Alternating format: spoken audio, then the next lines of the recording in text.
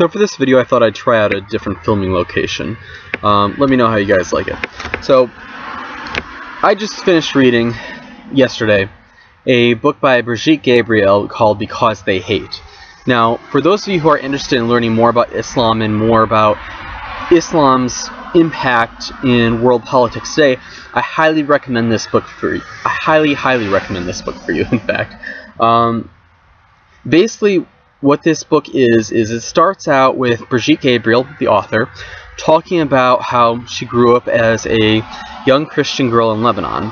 And she describes her life as being basically a fairy tale before the Muslims in Lebanon allied with Muslims from Palestine and started taking over the country.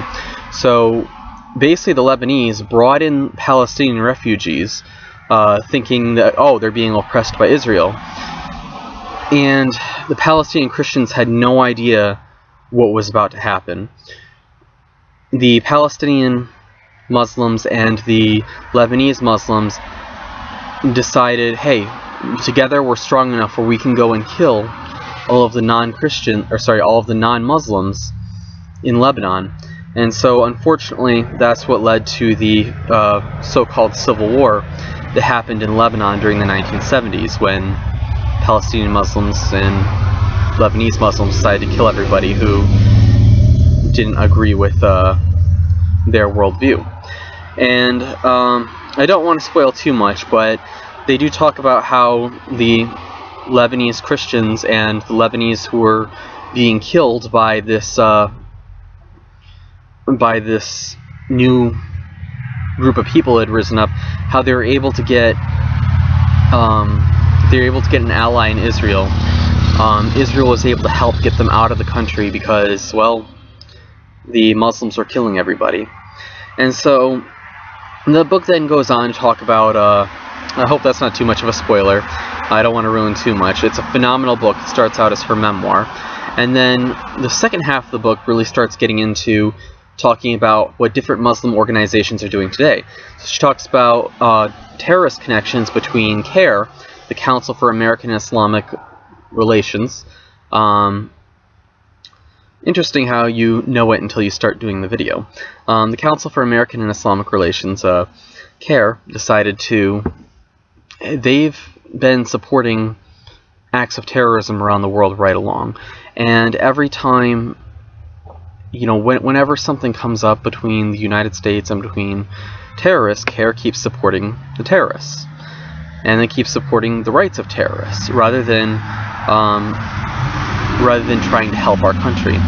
And she also exposed, and by the way, CARE is supposedly a group of moderate Muslims.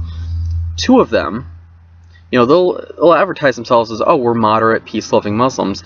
Yet two of their founders have been convicted for ties related to terrorism. And every time there's something terrorist-related that seems to come up, CARE seems to be right there supporting the terrorists. Another group that has terrorist ties is the Muslim Students Association, MSA. This organization is paid for by Saudi Arabia, who also supports terrorism. And yet, Saudi Arabia... I hate how this thing keeps freezes. Yet Saudi Arabia is supposed to be our ally. And on a personal note, I actually had a story from a couple years ago where there was a terrorist attack in Israel, and the MSA, Muslim Students Association, which is basically the equivalent of Campus Crusade for Christ, but it's Muslim, they decided to release a statement supporting this group of terrorists that was trying to kill off the Jews.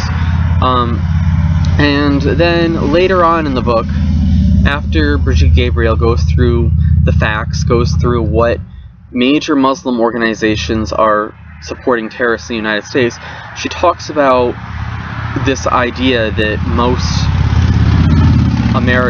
Muslims in the United States are peace-loving people who want to support freedom, who are what we might call moderate or liberal Muslims. And you know what? I'm very unfortunate, and she didn't like this. she doesn't want this. She clearly didn't want this to be the case, but it's just the way the facts pan out. Turns out most Muslims in the United States, when you look at the facts, when you look at the polls, when you look at the data, most of them don't support the United States. They don't support freedom. And it was really eye-opening. So she talked about different polls that were done. Obviously, that doesn't mean you go to your local convenience store and beat up the Muslim man there who's could very well just be there trying to make a good life for his family, or then again could even be a Christian or some other religion. So obviously she's not advocating incitement of violence. She's still the land of the free and the home of the brave. But she did go into things like airport security, immigration reform, alternative energy, things like that. And she went into different ways that she suggests the United States and Americans who love their freedom, she talked about different things that we can do to help support that freedom. And so I highly recommend this book. There's, of course, different angles when you're talking about Islam. You can talk about witnessing to Muslims. You can talk about the history of Islam and its connections with violence, because historically it's a violent religion and there's no way around that. Muhammad himself went around killing hundreds of people just because they wouldn't accept him as a prophet. There's nothing like that in the Bible, not even in the Old Testament. There's nothing like that in the New Testament. And the third thing, of course, okay, you got, start over real quick. You got politics, so you got witnessing to Muslims, you have the history of Islam, and you have, you want to learn about Islam's role in the world stage as it pertains to current events. So I highly, highly recommend this book. Go check it out. It's called Because They Hate by Brigitte Gabriel. And again, check out my websites, greenslug.com and blueslug.com. God bless. Hope you all have a wonderful day. This is Greg, out.